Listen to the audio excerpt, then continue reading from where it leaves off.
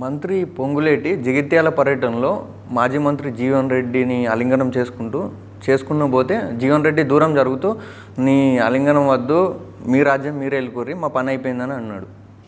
అంటే కాంగ్రెస్లో ఏమైపోయిందంటే ఒక కోటరీకి మాత్రమే పనులు జరుగుతున్నాయి, అది కొత్తగా వచ్చినటువంటి వాళ్ళకే పనులు జరుగుతున్నాయి. ఒక సుదీర్ఘకాలం కాంగ్రెస్ కోసం కష్టపడ్డటువంటి మాలాంటి వాళ్ళని ఎవడు దేక్తలేడు, మా దిక్కు చూస్తలేరు, మా సమస్యలు పట్టించుకుంటలేరు.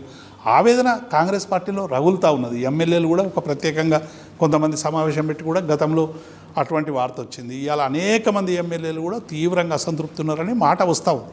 కాబట్టి అది వాళ్ళ అంతర్గత విషయం. ఇవాళ కాంగ్రెస్ పార్టీ మరి ఇచ్చిన హామీలు అమలు చేయలేక ఊళ్ళలో ఏ పరిస్థితి లేదని కార్యకర్తలు ఏడుస్తూ ఉన్నారు. వాళ్ళు దిగువశ్రేణి నాయకులందరూ కూడా అధిష్టానం మీద ఒత్తిడి చేస్తూ ఉన్నారు. మహిళలకు సరైనటువంటి స్థానం లేదని వాళ్ళ పీసీసీ ఆమెనే గాంధీ భవన్ దగ్గర పోయి ఉద్యమం చేసేటువంటి పరిస్థితి వచ్చింది.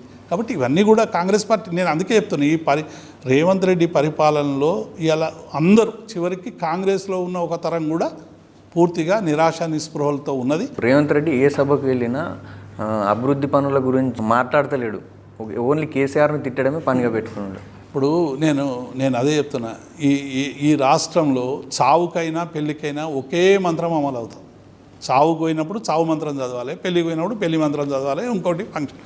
కానీ రేవంత్ రెడ్డి ఎక్కడికి పోయినా కేసీఆర్ను తిట్టుడు అనే మంత్రం ఒక్కటి తప్ప ఏం లేదు. ఇప్పుడు లాల్ బహదూర్ స్టేడియంలో కానిస్టేబుల్లకు నియామక పత్రాలు ఇచ్చాడు. నియామక పత్రాలు ఇచ్చినప్పుడు పోలీసులకు సలహాలు ఇవ్వాలి. ఏం సలహాలు ఇస్తాడు? ప్రతిపక్ష నాయకులను దన్నండి, కొట్టండి, ప్రతిపక్షాలు మాట్లాడితే ఏమన్నా లోపల పెట్టండి అని ఇటువంటి సందేశాలు ఇస్తారా? 10వ తరగతి విద్యార్థులకు ఫలితాల గురించి రవీంద్ర భారతిలో మీటింగ్ పెడితే విద్యార్థులకు ఏం చెప్పాలి?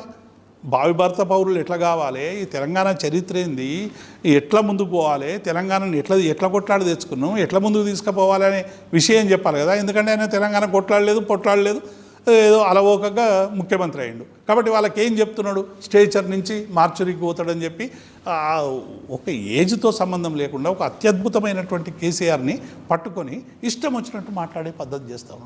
అదొక్కటే కాదు, ఎక్కడికి పోయినా ఇంకొక దగ్గర మీటింగ్లో పోయి నాకు డబ్బులు లేవు, నాకు 12,000 వస్తున్నాయి, ఇంకా 6,000 కావాలి, ఎక్కడికి పోవాలని ఇంకొక దగ్గర చెప్తాడు. అంటే ఎక్కడ ఏం మాట్లాడినా రోజు కేసీఆర్ను తిట్టుడు, కేసీఆర్ గత పరిపాలన మీద బురద జల్లుడు, కేసీఆర్ మంత్రివర్గంలో జరిగినటువంటి అన్ని వికాసమైన పనులన్నీ కూడా విధ్వంసంగా చిత్రీకరించేటువంటి ప్రయత్నమే తప్ప ఇంకొకటి లేదు.